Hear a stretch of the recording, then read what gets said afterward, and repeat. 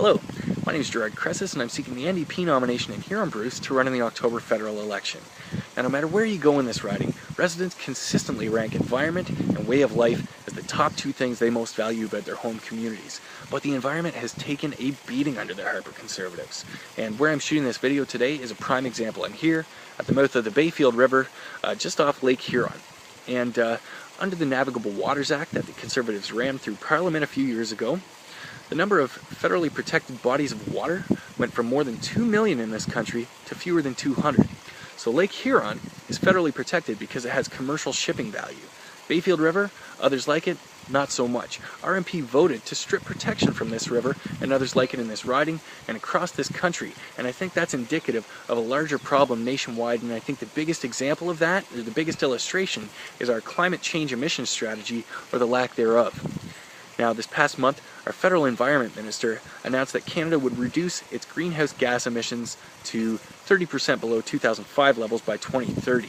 What they failed to mention is we are failing miserably at reducing those levels to 17% below 2005 levels by 2020. What they're doing is stalling, just buying time. And the oil and gas industry, they're not even a part of this reduction strategy, even though the oil sands emissions are expected to rise 40% by 2030.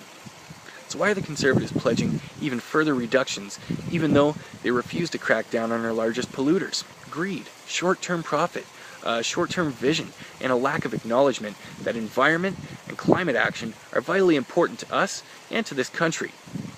And the Conservatives, they continue to subsidize the oil and gas industry $1.3 billion a year. Profit over protection, obedience over obligation.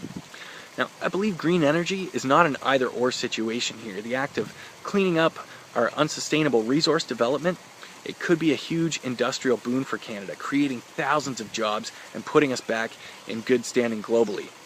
With an NDP government, we can continue to push for renewable sources of energy while demanding meaningful results from our biggest polluters. And those billions that we're giving away in uncollected tax dollars, that could be used to spur responsible, sustainable, environmental industry. But Harper's been notorious for stalling on climate talks and treating climate change like a crazy theory instead of something that we can witness here every day in Huron-Bruce. But if we speak up, we're called conspiracy theorists, or overreacting, or just plain wrong. And under Bill C-51, which received the full support of the Conservatives and the Liberals, if you oppose those pro-business, anti-environment regulations, that puts you in contravention of the economic interest of Canada. And that could make you an eco-terrorist. Now, how much sense does that make? Protecting our home doesn't make us terrorists, it makes us human. My name is Gerard Cressis, and I'm seeking the NDP nomination in Huron-Bruce to run in the October federal election. Let's hold the polluters responsible, let's clean up Canada, and let's take the power back.